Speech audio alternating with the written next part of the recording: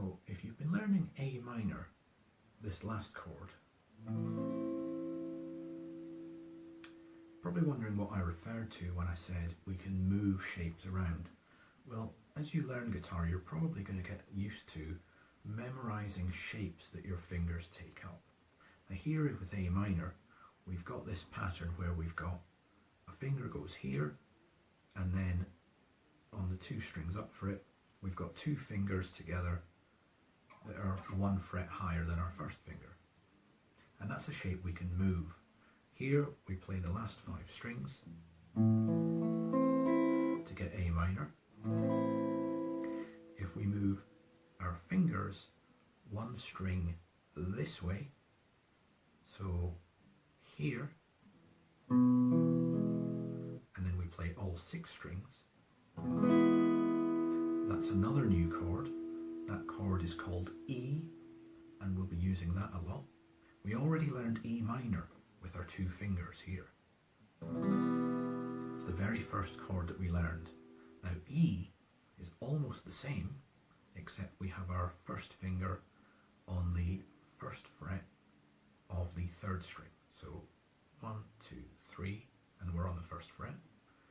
And the same notes that we had for E minor, we were playing it like this.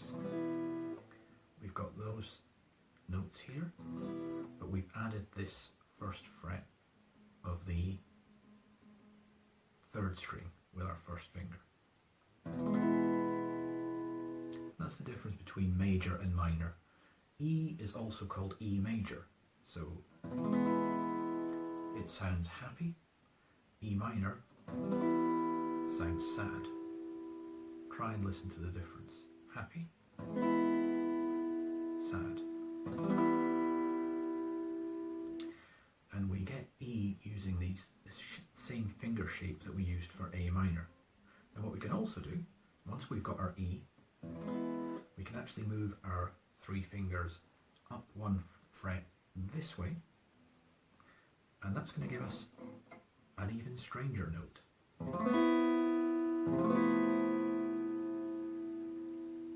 Now the name for that is F major 11, but you don't really need to know that. It is a little bit like our F major 7 chord,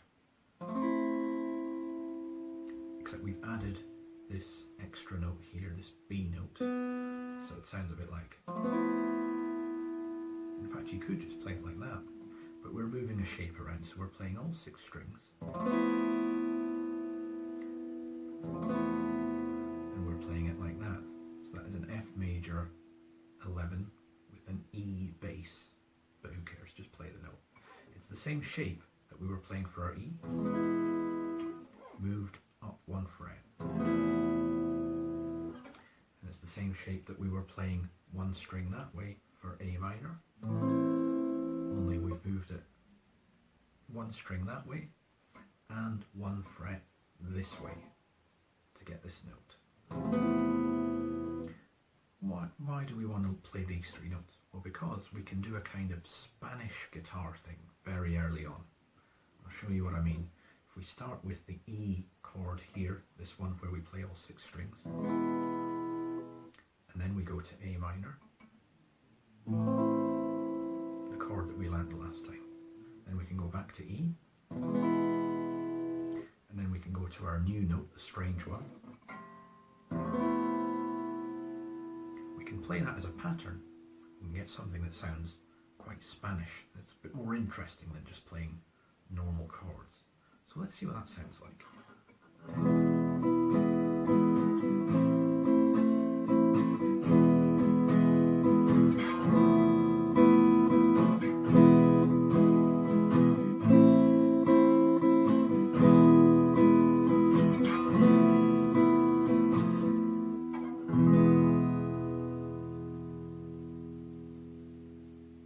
So that's just something a little bit more interesting, and it's just to show you how sometimes we can forget the theory and just move shapes around the guitar, and we can come up with some quite cool things sometimes just by trying new things.